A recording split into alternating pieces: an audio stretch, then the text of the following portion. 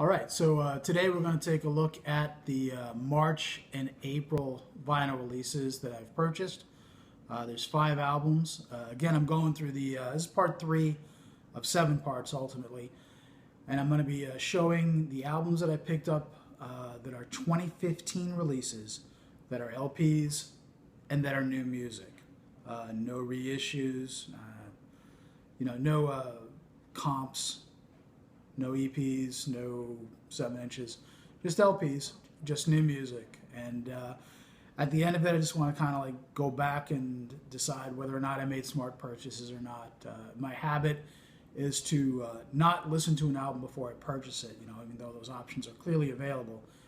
Usually I'll get wind of an album and then I'll listen to a snippet, 10, 15 seconds of a clip or two, and then decide, bam, right there, do I want this or not? And then I see how it goes. So anyway, these are the March and April releases. Got 5 albums to show you. Let's take a look.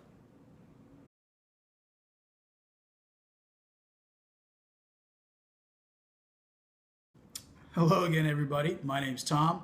You're watching Rant District, and let's take a look at these 5 albums that I picked up that were released in March and April of 2015. Starting with DAngelo and the Vanguard. Black Messiah is the name of the album. Came out on March 10th on vinyl. If I recall correctly, the album actually came out in December. I think it was released, but digitally and on CD, perhaps, in reaction to a couple of killings by police. And for whatever reason, I don't remember the exact circumstances, he wanted to get this out there sooner. It definitely had something to do with the Eric Garner killing in New York. So anyway, this is a double LP. It's a gatefold. Here's a look at the backside. It's it's a soul album. Good, lots of elements of funk in it. It comes with a little booklet. There's a front, and then as you open it up, you got lyrics in here. More lyrics. This is a double LP, remember? And then lyrics and liner notes. And there's a download code. What do you know? The albums, the records themselves are on standard black vinyl. Little RCA logo down there. So anyway, DAngelo and the Vanguard. It was weird. I threw the record on the turntable when I first got it, and then I thought the record was defective. The speed at which he's singing and the tone just seemed off. Like I kept on picking the record up and like wondering if it should have been at 45 RPMs instead of 33 1/3. But I looked at the records, clearly 33 1/3. Then I went to the download. I bought it from Amazon, so it came with the auto rip, which is the digital version.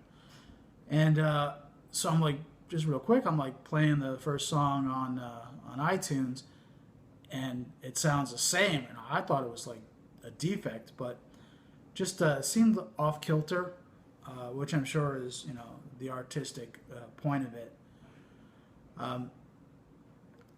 The record is, if I'm being kind, I'm going to say it's interesting. If I'm being unkind, the whole record's full of shit. It's terrible. I know it's a big deal because it's DAngelo and it's his first album in 10 years, 15 years, whatever the hell it was. But, I think if you just spin these songs for somebody and you don't tell them it's DAngelo, you just tell them, hey, this is an unknown artist, up and coming, they're going to go, no.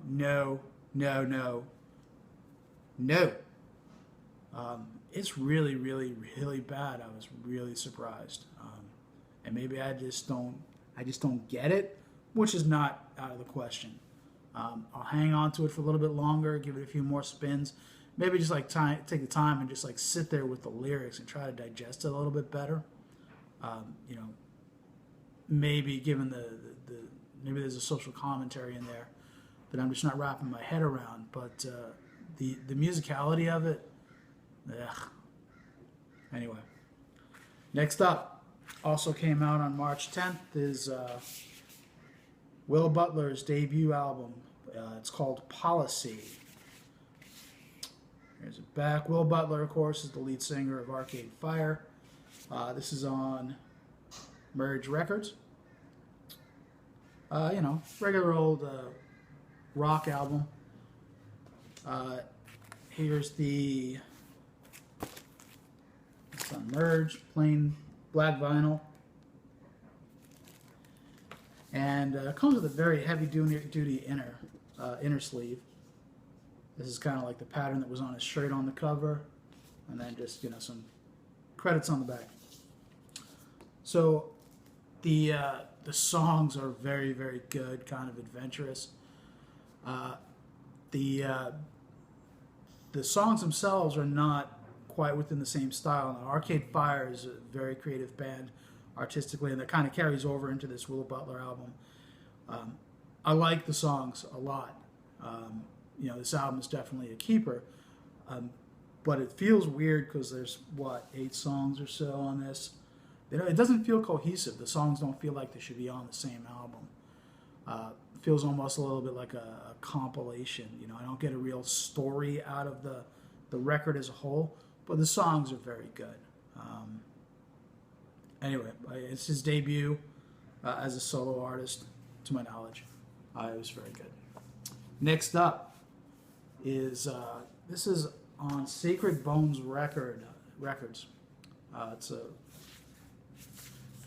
label I like a lot. This is Marching Church. It's called, the title is The World Is Not Enough.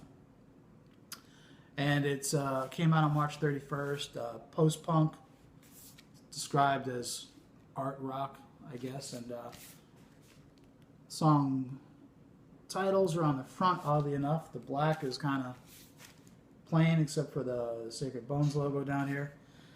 The version I got is limited edition. Anyway, it's black. There's the label. Black vinyl.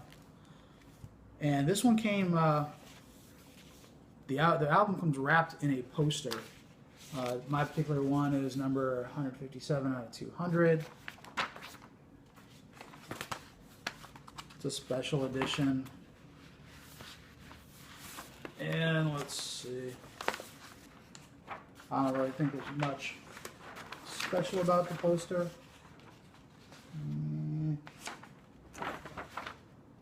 Anyway, that's enough of that. Merge Records is another label I like. I'm on their mailing list.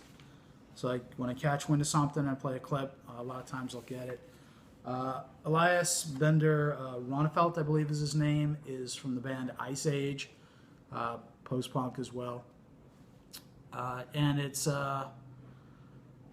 sounds like it's got a interesting sound to it. If you've ever watched Will Ferrell on Saturday Night Live, where he's got his speech is like he's being a drunk person and a whiny person. It's weird. It feels like Ronefelt is drunk.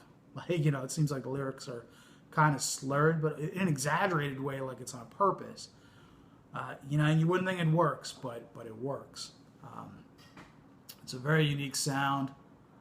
Yeah, it's like drunk Will Ferrell. It's not comedy or anything. It's definitely post-punk. It's a sound I dig, and he really, really puts himself into the music. You can feel that he's into these songs. It's a really, really good album. I do recommend it. Again, that was Marching Church with This World Is Not Enough. Keeping in the post-punk vein, this is from Mass Media Records. This is Rule of Thirds. It's a self-titled album. That means the title's also Rule of Thirds. It's a lead singer on the back. This came out on April 1st. More post-punk. On Discogs, it was described as death rock. I get the gloomy element of it. And I'm bad with subgenres, but came in a plain white sleeve. And oddly enough, it has an actual inner sleeve with lyrics on it. The lyrics are kind of like that old English font, white on a light purple background, so they're kind of tough to read. But female-voiced post-punk, kind of like if you think about Exene Cervenka from X, her voice reminds me of her. They're not exactly the same. The guitar style is kind of like Johnny Marr with the Smiths. So it's and this is post-punk, so it's got a really unique sound. Her voice, lead singer's voice, I can't remember her name. It's haunting. It's lovely. The guitar is like kind of like Manchester-ish, Smiths era type of guitar. It works. Very good album. I like it a lot. Rule of Thirds, self-titled debut that came out April 1st. Oh, and here's it's plain black. There's a look at the label. Last record I'm going to show you is Waxahachie. Her album Ivy Trip. This came out on Merge Records. It's her first album on Merge Records. She was previously, I believe, on Don Giovanni Records, which is another label I like. So who was this on? Merge. It's let's see.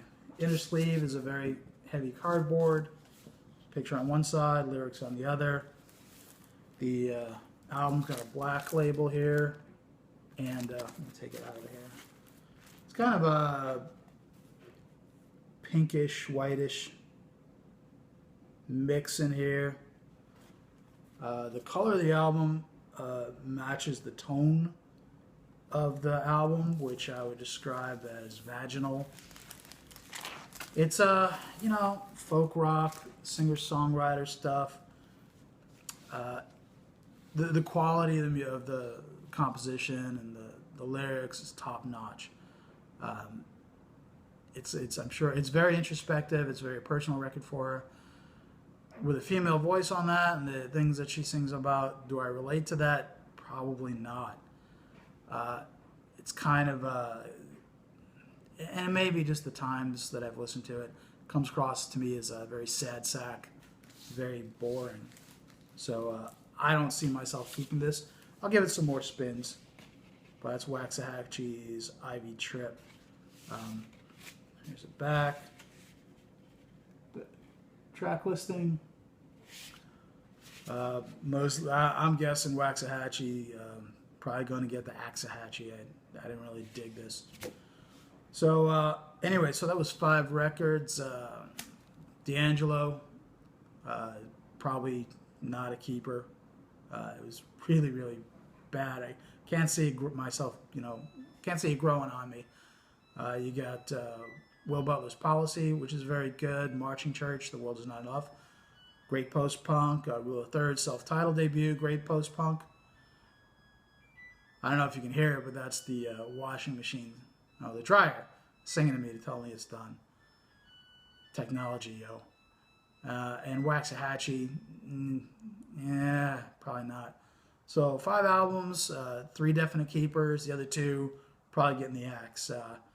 60% 60% success rate, not so good. Unless it was baseball, but it's not baseball. So anyway, that was part 3. Those were my March and April releases that I picked up. And I'll see you again soon. Thank you for watching. Bye.